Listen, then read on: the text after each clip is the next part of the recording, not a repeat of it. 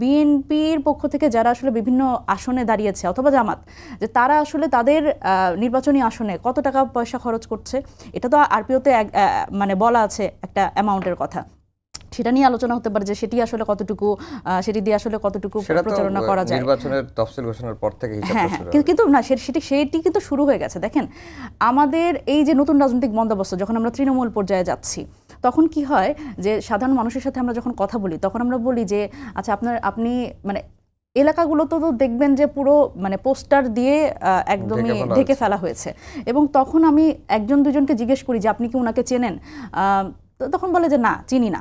তখন বলে কি যে আচ্ছা উনি কি আপনাদের কাছে আসছে?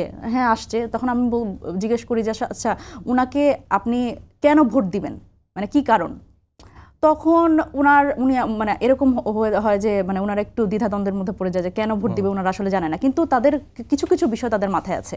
এক হচ্ছে ক্ষমতাবান দল, তারপরে তাদের টাকা পয়সা বেশি, ভোটটা যাতে নষ্ট না হয়, আবার তারা বলে যে না যদি আবার মানে ভোট না দেই তাহলে আবার যদি এরকম আমাদের কোনো অস্ত্রের মুখে পড়তে হয় বা কোনো ধরনের হুমকির মুখে পড়তে হয়, আমরা এগুলো কোনো ঝামেলা যেতে চাই না, যে মানে ওনারা আসলে আমরা ওনাদের ভোট দিব। তো ওনারা যখন আসলে এই ক্ষমতা এবং টাকা পয়সা অর্থের প্রতিপত্তি দেখে, সুতরাং তখন কিন্তু তারা সেই দিকেই যেতে চায়। তো এই যে নির্বাচনী সংস্কৃতি, এই যে আমাদের রাজনীতি সংস্কৃতি, এগুলো তো পরিবর্তন করতে হবে। তো এটা আপনি কিভাবে, মানুষের মানসিকতা পরিবর্তন তার একদিনে হবে না?